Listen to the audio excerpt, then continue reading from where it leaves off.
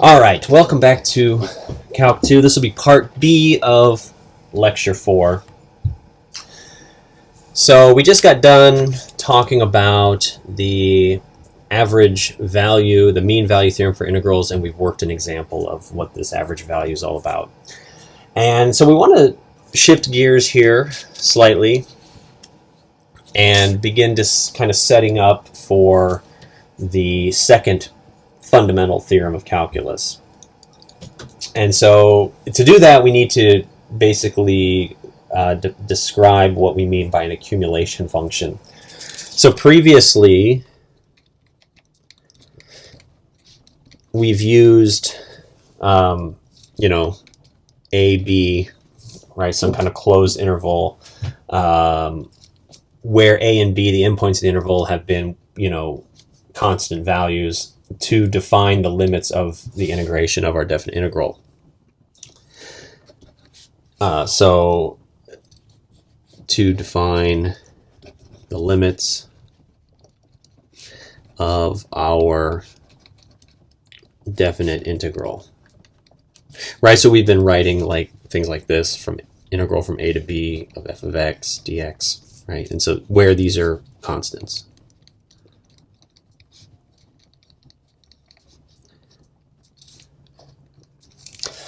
So it is also possible to write integrals like this from a being a constant up to a variable. Okay, when we do that, we'd have to switch the variable in the integrand, and the dx would be a dt rather. And so here, this is a constant value, but this is a variable.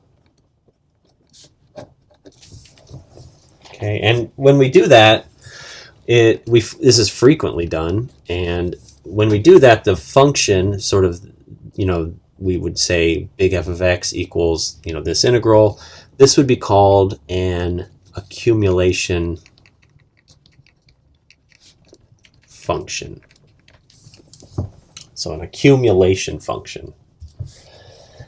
And I guess, this is called an accumulation function. I guess the interpretation would be that f accumulates the area from a up to whatever value is plugged in for x. Okay, so let's do an example of this just to kind of get a little comfortable with what this is about. So what if I write f of x equals the integral from 0 up to x of the cosine of t dt. Okay. So we can evaluate this, right? We know that the integral of cosine would be sine, that's the antiderivative. And using the fundamental theorem of calculus, we could figure this out really quickly. This must be sine of x minus sine of 0, which sine of 0 is 0, so this would be just sine of x. Okay. Now, so we can evaluate this at different values of x, right? So f of x equals sine of x. That implies, things like f of 0 would be sine of 0. And f of, pi over 4 would be sine of pi over 4. Okay, and so on. Okay, so that's no problem. Okay, so, kind of based on this example, like one of the things that you might be able to notice is that if I take the derivative of this accumulation function, okay, that's basically taking the derivative of the sine of x, what we just saw. Now sine of x is the same as, this accumulation function, 0 to x cos t dt.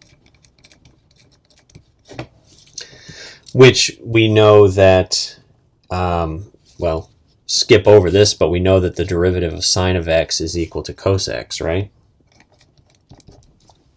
So kind of what's being implied here is this, okay, which is something to note, right? So basically the derivative of this accumulation function cos t dt is just cos x. So, you know, you wouldn't want to just jump to this conclusion, but there is something quite inherently nice here, right? So basically, if this is an accumulation function, then the derivative of the accumulation function is just the integrand evaluated at the upper interval. Okay, that's kind of remarkable. And this result is generalizable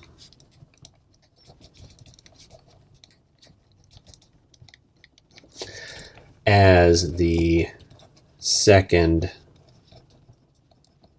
fundamental theorem of calculus. Okay, so let's talk that one through. So you kind of probably already know what this is going to say, but let's say it anyways. If f is continuous on an open interval containing a,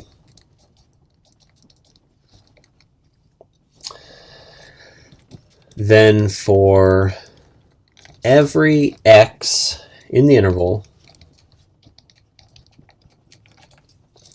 the derivative of the accumulation function from a up to x of f of t dt is equal to f of x. Okay, so the derivative of the accumulation of a function of f from a up to x is just f of x. Okay, so this this can be proven. It's not bad proof at all, actually. Let's do it. So start by defining this accumulation function. F of x equals the integral from a up to x of f of t dt, right? So that's the starting point. And then we're going to differentiate this thing, right? We're going to use the definition of the derivative. So by definition of the derivative,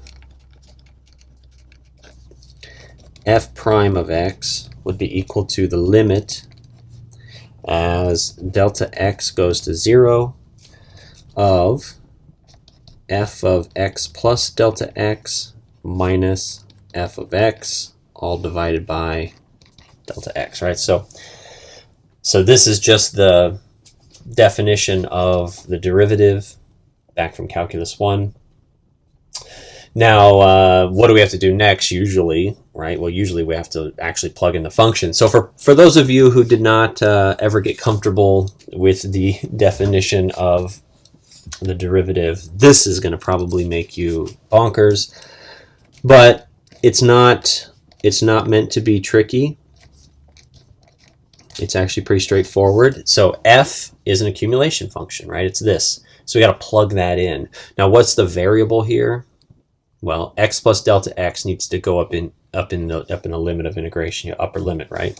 So this would be the integral from a up to x plus delta x of f of t dt minus the integral from a up to x of f of t dt. Okay. No problem. And what we're going to do next here is we're going to, we have this nice theorem. You may recall it says the following. I'll kind of do it off to the side here.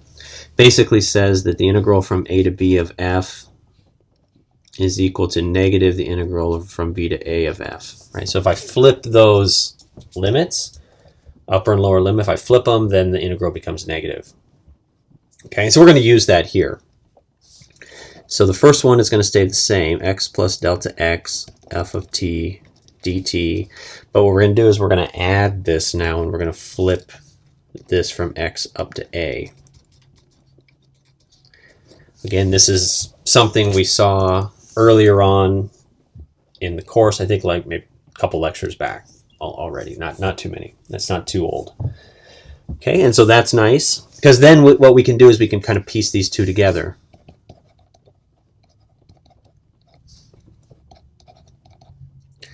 And instead of having two separate integrals, it'll be one integral from x all the way up to x plus delta x. Right? Remember, a is between x and x plus delta x. So that's going to be the limit as, or sorry, the integral from x up to x plus delta x of f of t dt. Okay. All right. Then hopping over to the next page. And so from the mean value theorem, right, so we have to pull out the mean value theorem. We know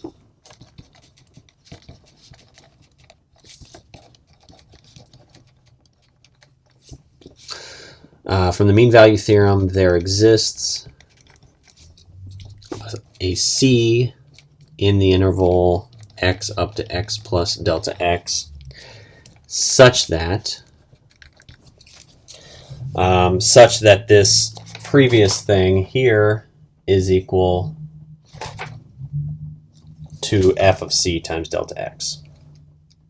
Right, so this guy here would be equal to such that we'll just write it x to x plus delta x, f of t dt would be equal to f of c times delta x, right? So that's kind of what we saw with the mean value theorem. Now here, I think with the mean value theorem this is mean value theorem for integrals. What we kind of wrote it differently in the theorem. We had like a b minus a here, but notice if this is your b and this is your a, then x plus delta x minus x is just delta x. So we're kind of just writing it in a slightly different way, but this is, again, just the mean value theorem for integrals.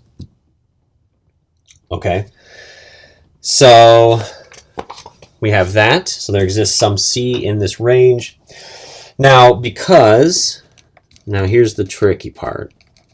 Because x is less than or equal to c, which is less than or equal to x plus delta x, it follows, right? So because this is true, it follows that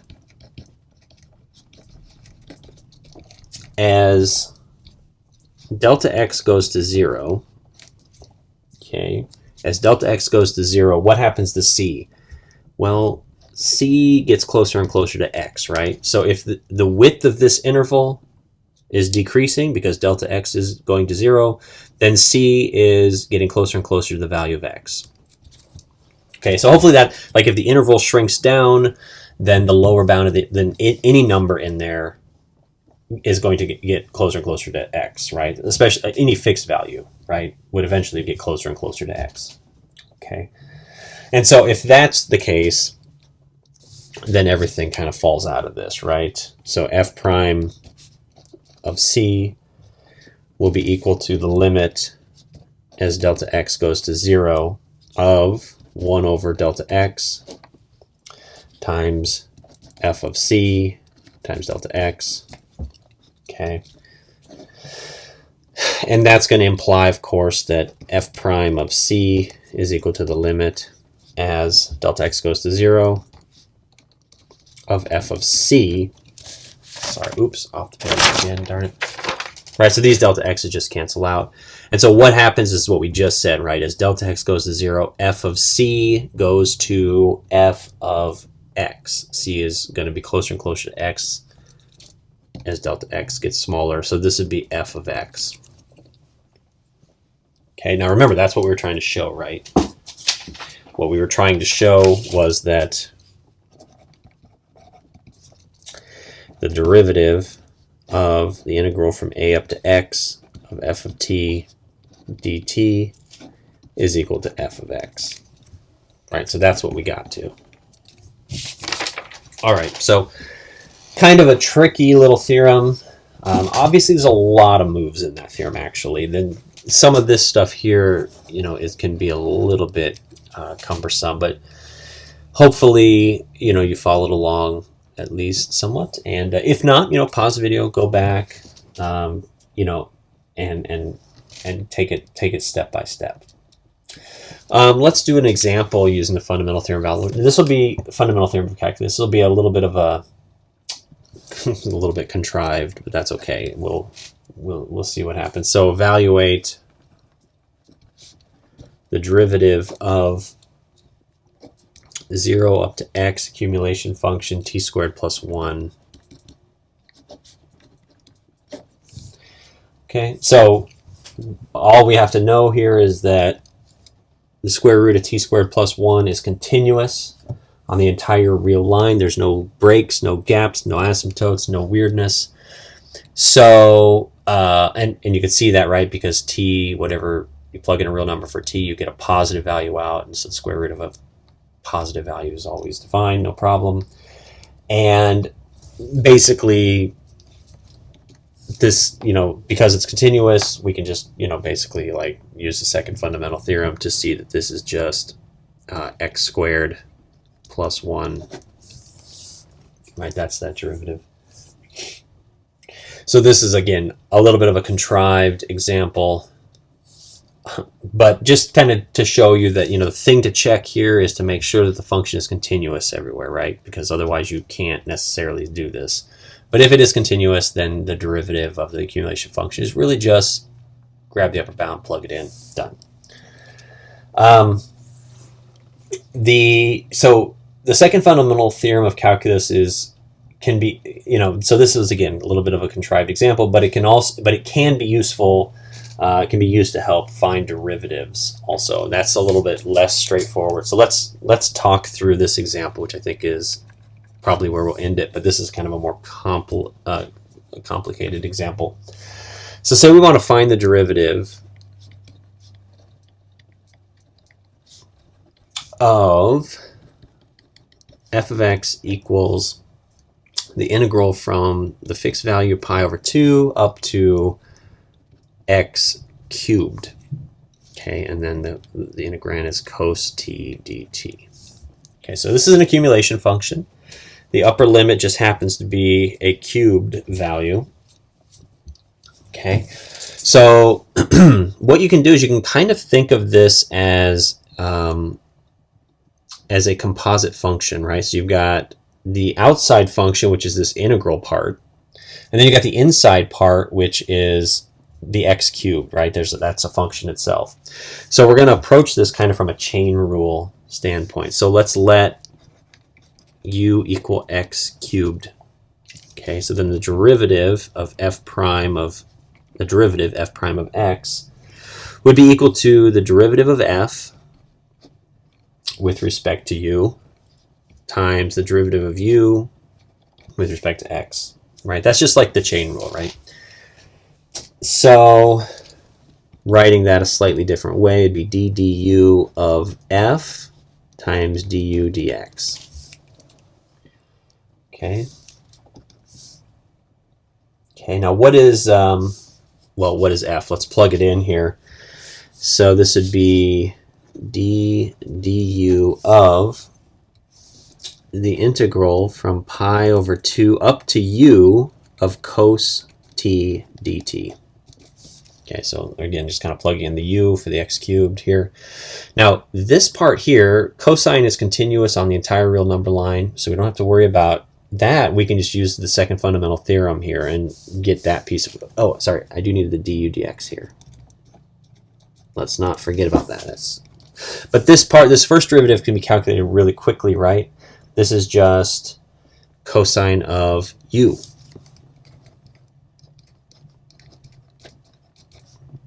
Okay, and so then it's cosine of u times d dx of x cubed.